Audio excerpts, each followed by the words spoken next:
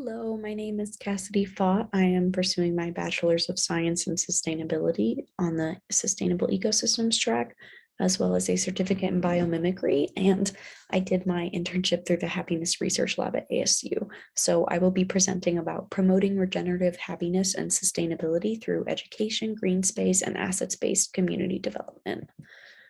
So what is the Happiness Research Lab at ASU? It is also known as the Happy Lab. It is led by Dr. Scott Cloutier, who is a faculty member for the College of Global Futures.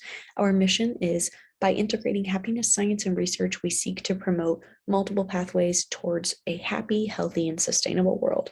With open hearts and open minds, we serve communities in creating loving relationships with themselves, with each other, with the earth, and all life.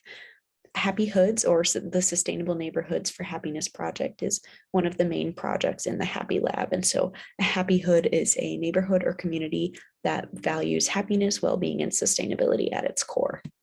So the project that I was working on through the Happy Lab was with Desert Hills High School. And so this collaboration started in Dr. Scott Cloutier's Sustainable Neighborhoods for Happiness course, which was a SOS 498 topic course. I took this class last semester, and a group of students and I kickstarted this collaboration with Desert Hills, which is a charter high school in Gilbert, Arizona. So they had previously reached out to Scott with a challenge, and the challenge was that going virtual during the pandemic had really put a hold on what the school envisioned for their farm. So we collaborated with Desert Hills on a framework for revitalizing the high school's farmland. So to continue this story, we had a community-based sustainability and regenerative happiness project where Desert Hills High School's goal was to build a sustainable community on and around campus for their farmland, for their farm animals, for their students, staff, and local community members. And our main focus is on Desert Hills High School's farmland, which is a plot behind the school that includes a greenhouse, a community of farm animals such as goats, pigs, chickens, ducks, tortoises. There's some bunnies as well. There's also the future locations of a solar garden, a vermicompost site, a goat milking station, and a Zen garden. So our ultimate goal together is to revitalize this farmland into an emergent system that regenerates itself and cultivates happiness, well-being, and sustainability within the local community. This will in turn promote self-maintenance on the farm. So the farm will kind of maintain itself, as well as promoting this as an elevated use of the farm as a hands-on learning tool for students and the creation of a green space for community involvement. So my mission as an intern, my roles and responsibilities included engaging with stakeholders, mainly staff and students at Desert Hills. I also worked very closely with their agriculture and environmental science teacher, Jason Brewer. So I helped him out with his work on the farm and in the classroom. We also, me and the other intern, Melissa, worked on planning and managing the projects of revitalizing the farmland. So this included planning out a solar garden plot, refurbishing the greenhouse, as well as creating a goat milking station. And in that corner, the right corner of this slide, you can see Jason Brewer, the teacher that I worked with. He's with some baby goats that were born last month. And in the back of that picture, you can kind of see a little plot that's dug out, and that's where the goat milking station will be. Melissa and I also worked with grant writing, so writing out project descriptions, budgeting, timelines, and objectives. And this was made possible through the Changemaker Central and Woodside Community Action Grant that we were given. We also worked with organizing and promoting volunteer working days on the farm, as well as creating a framework for future interns that will continue this internship program. So the project results were a strengthened relationship between ASU and Desert Hills, which would create future support for Desert Hills with these projects of revitalizing the farm, as well as really encouraging these high school students to pursue their passions and career goals. So furthermore, the students really appeared to be more engaged with the farmland and their related classes, so the environmental science and agriculture class. Jason uses this farm as a tool in those classes, and watching the students become more engaged with it as Melissa and I worked with them on the farm was really exciting. Also, the students ended up designing compost bins as one of their final projects that Jason had them do, and the winner is to be determined, but one of the projects or one of the compost designs, whichever one is the best, will be put on this farm. And so you can see the greenhouse in this picture. It's in the left side of it. So the compost bin will likely be behind that. And so this plot right there too that we are working on, that is the solar garden plot. And so we will be amending the soil for this plot by putting in microbes. We're going to be putting down cover crop seeds just to kind of revitalize that soil and amend it so that we can actually grow on it for our solar garden plot. We also planned out a volunteer work day, which has yet to happen. It's going to be our final one. It is on April 23rd, so it's the day after Earth Day, which works out really nice. And we'll be mainly working on that plot right there to amend the soil. And so the solar garden is going to be 2 strips of garden beds with solar panels on top. And the solar panels, the hope is to not only use them to power the greenhouse, but also Jason has a goal of hopefully getting the high school off the grid. We're not sure about the logistics of it yet, but that would be really cool. But we know for sure that it's going to power the greenhouse. So the core competencies, learning objectives, and outcomes of this project for me were definitely systems thinking and understanding interconnectedness. So the idea that the whole system is greater than the sum of the parts.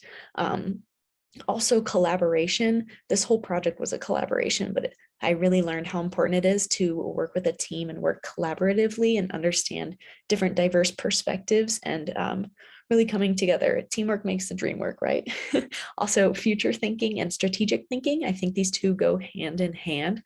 So understanding what our short-term goals are and what our long-term goals are, and all the steps in between to get to that long-term goal, which really requires strategic thinking as well. So understanding what assets we already have and how to use them in a way that gets us to where we want to be, right?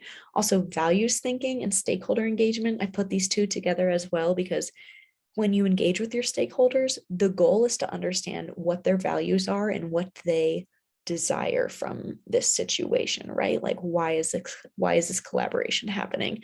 So really understanding the importance of diverse values and recognizing that, you know, you might have different values than the stakeholders that you're working with, but figuring out how you can bring those together and how that's a strength.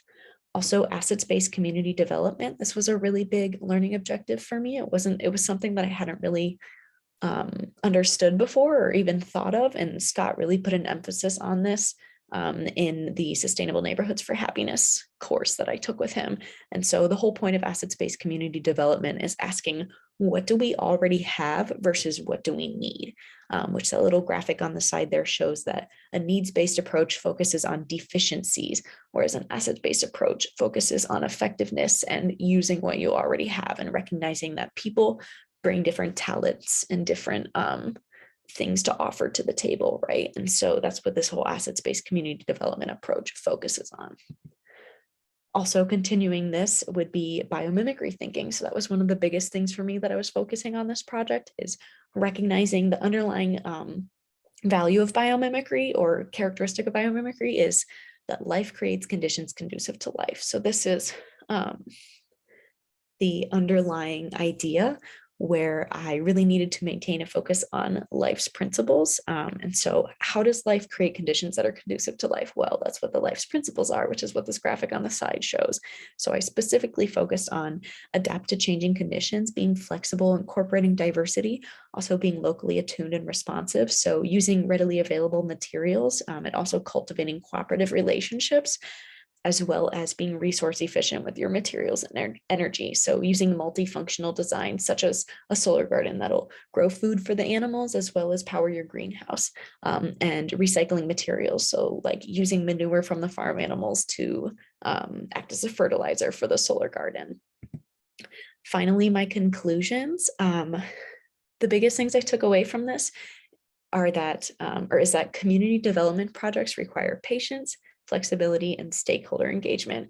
It's super important to stay patient and don't get too ahead of yourself. Even if you're really eager to, achieve your goals, you have to be patient and you have to be flexible and you have to roll with the punches and really adapt to those changing conditions, as well as engage with the stakeholders in this community development project. You really need to talk with the people who are a part of this community and understand what they value and what they desire from this. Where do we go from here? So I will be meeting with potential Happy Lab interns who are interested in advancing this collaborative project, as well as continuing my service at Desert Hills as a volunteer, just because I absolutely love being in this space and it was really fulfilling for me. So I would love to continue my work there as a volunteer. And last but not least, my thanks and recognition. So huge thank you to Desert Hills High School and Jason Brewer and the students and staff there. They were so welcoming and so kind. And I had an amazing time meeting all of them and working with them and making those connections.